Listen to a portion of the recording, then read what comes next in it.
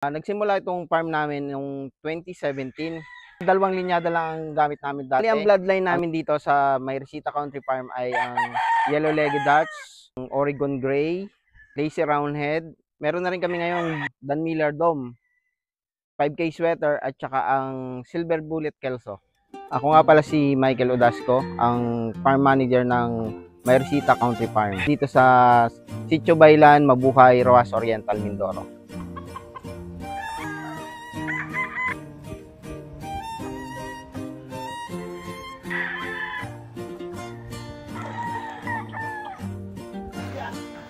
Nagsimula itong farm namin noong 2017. Bali, dalawang linyada lang ang gamit namin dati.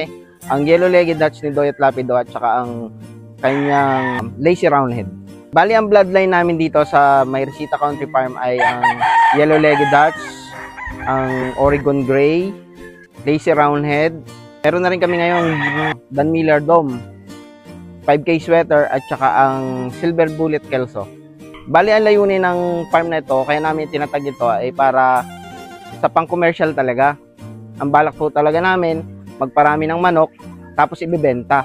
Yung ibang ginagawa namin, syempre ilalaban muna natin ang iba para malaman natin kung okay yung mga linyada natin bago natin ibenta sa iba. Bali, ito ay tumatagal na ng 6 na taon.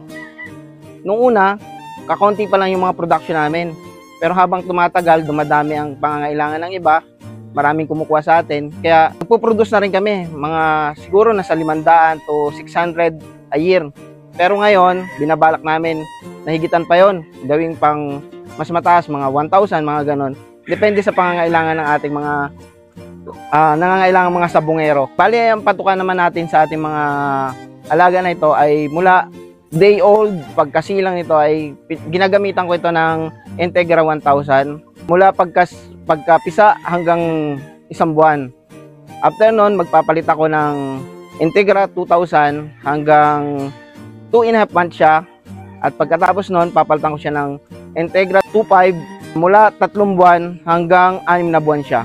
At ang pinapatuka ko naman after na may tali siya ay ang Integra 3000 plus. Ito yung ating maintenance pellet na may kasama ng grains. Sa mga breeder naman, ang ginagamit ko ay ang Integra 4000. Dating naman sa conditioning, ang ginagamit ko naman ay ang Power Max Conditioning Pellet. Sa pangkalahatan, simula nang ginamit ko itong Integra feeds, talagang nakita ko yung kagandahan niya.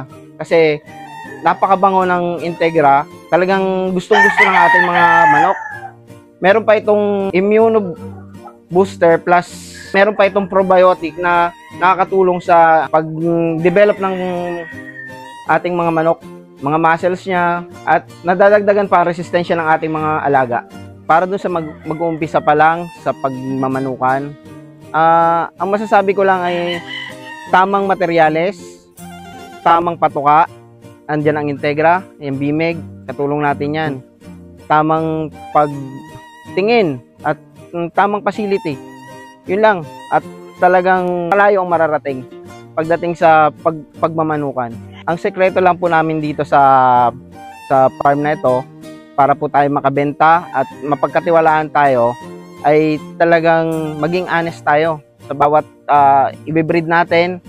Lahat ng magandang materyales, lahat ng kung anong nagpapanalo mong bloodline, yun ang ibibigay mo sa kanila kasi yun ang babalik-balikan ng ating mga customer.